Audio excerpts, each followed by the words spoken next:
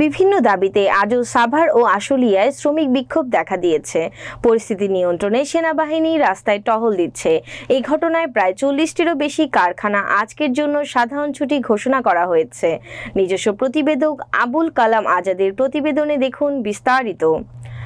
বুধবার সকালে শ্রমিক ছাঁটাই বন্ধ, হাজিরা বোনাস দেওয়া, নতুন করে শ্রমিক নিয়োগ নেওয়া সহ বিভিন্ন দাবিতে আশুলিয়ায় বিভিন্ন কারখানায় শ্রমিকরা কাজে যোগ না দিয়ে বিক্ষোভ করে।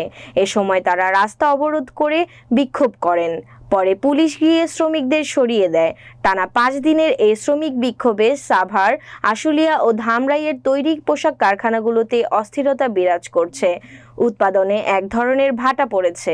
এ সময় বায়ারদের শিপমেন্টের তৈরি করা পোশাক দেওয়া নিয়েও অনিশ্চয়তা দেখা দিয়েছে।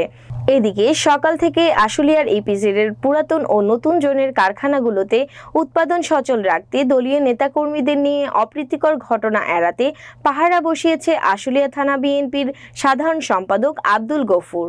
নবীনগর চন্দ্রা কালিয়া রোড বন্ধ করে শ্রমিকের নাম ধারণ করে বিভিন্ন ফ্যাক্টরি বন্ধ করার চেষ্টা করা হয়।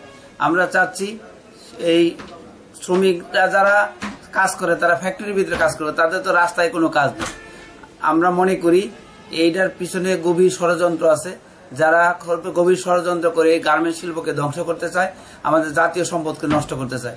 কাজেই আমাদের পাশে একটা ইপিজেড, আমরা ইপিজেড সহ আমাদের আশুলিয়াতে যে সমস্ত শিল্প কারখানা আছে সেগুলো সচল রাখার জন্য আমরা ব্যক্তিগত উদ্যোগে সকল প্রকার সাহায্য সহযোগিতা করে যাতে ফ্যাক্টরিগুলো ভালোভাবে চলতে পারে সেই ব্যবস্থা আমরা করছি।